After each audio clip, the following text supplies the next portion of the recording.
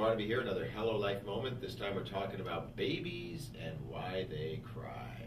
Joining me now is a father of two, also my friend Dr. Jeffrey Chamberlain, a family physician. So, I tell you what, it's a mystery for a lot of people. Why is my kid crying? There's probably a good number of reasons. You can just rattle off about the common reasons for crying.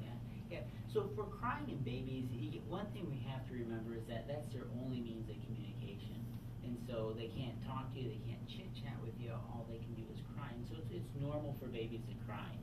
That being said, we need to be able to differentiate what's a normal cry from an abnormal cry or a cry of pain or a cry of discomfort. The first things we do with infants is make sure that their basic needs are met. And so you're asking, are they crying because they're hungry? When was the last time they ate?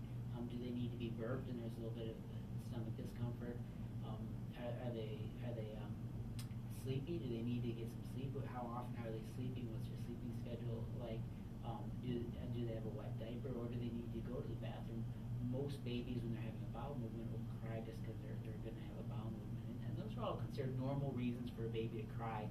And it's not something we should worry about or fret about. It's just them communicating to us what they're doing.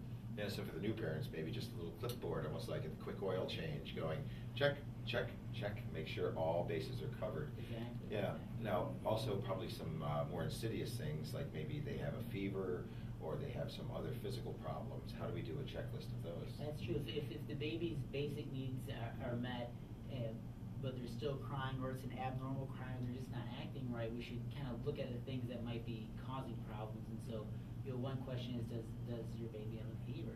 If they have a fever higher than 100 degrees, then we should really let the doctor know about that. The other thing is there something physically irritating the baby? And usually I say, give the body a once over. When you're changing them, have them out of their onesie and look, is there something pushing on it and causing problems? Is the baby feeding okay? Are they not feeding right for some reason? That's a sign of maybe having an illness going on. Do they have more congestion than usual and they're having trouble breathing? That's a sign of an illness. Does it look like they're having problems breathing? They're really working hard to breathe. That could be a sign of something serious also. And so all these things are signs that there's something funny going on. Same thing if a baby has a fever, we need to check to see if the baby has a fever.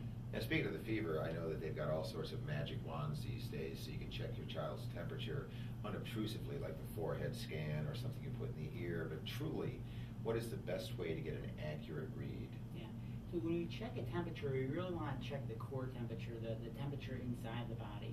And especially for infants, we really need to use a rectal thermometer. A lot of people are nervous about using one, but it really is the best way. And what I recommend is, there's a lot of them out in the stores. Usually for about $5 you can buy one that checks the temperature in about a minute. But if you pay an extra couple bucks, you can get the one that within 5 or 6 seconds, it knows what the temperature is. And so when you use it, you put a little bit of lubrication on the bottom. You put it in just so the metal part is just inside the bottom.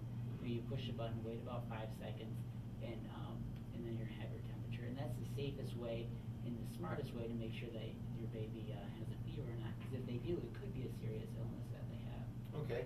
And then on the issue of crying, assuming you've gone through all the bodily functions, the fact that they don't have any sort of other things medical going on, it is that you just probably want to leave them alone, let them cry through it, and you get some sleep, they get some sleep, and they learn to deal with their own aloneness. Yeah. And then there's two schools of thought, and I really feel that they're both right. There's some people who will say that babies need to be held and cuddled, and they do. You need to hold your baby on a regular basis. And sometimes they're crying just because they want to be held. That being said, the baby also needs sleep, and the parent needs sleep too. And so there's going to be times when all the needs are met. They're well, they're crying, but they're just crying to cry because they're just vocalizing things. And there's a thing I call the 10-minute rule. And what it is you make sure your baby's okay, even though they're crying. You swaddle them up tight so they're nice and warm and comfortable. You put them in their crib or wherever you have them in a safe place. And even if they're still crying, but it's time for them to go to sleep, they might be crying because they're tired. And so what you do is you set the timer for 10 minutes. And I always say set a timer because in about a minute and a half, you're going to think 10 minutes went by because it's really hard for a parent to listen to their baby cry. But you wait 10 minutes, and the vast majority of the time, the kid won't even make it to 10 minutes. They'll be crying, then all of a sudden they'll just stop and they're asleep. And that's a way it really helps the parent save a lot of fretting. The other thing, it helps the baby because the more you're messing around with the baby, the less that they're going to be able to go to sleep. and now they're not getting the sleep that they need also. I'll tell you what, it's a mystery being a parent. And so it's a great way to kind of unravel these mysteries through the use of Dr. Jeffrey Chamberlain. Thanks so much for joining us. Oh, you're welcome. It's fun to be here. Alrighty, and it is another HelloLife moment because we're all about supporting your healthy journey through the use of natural medicines and also supplements. So make it a habit to check back to HelloLife.net and tell all your friends about it too.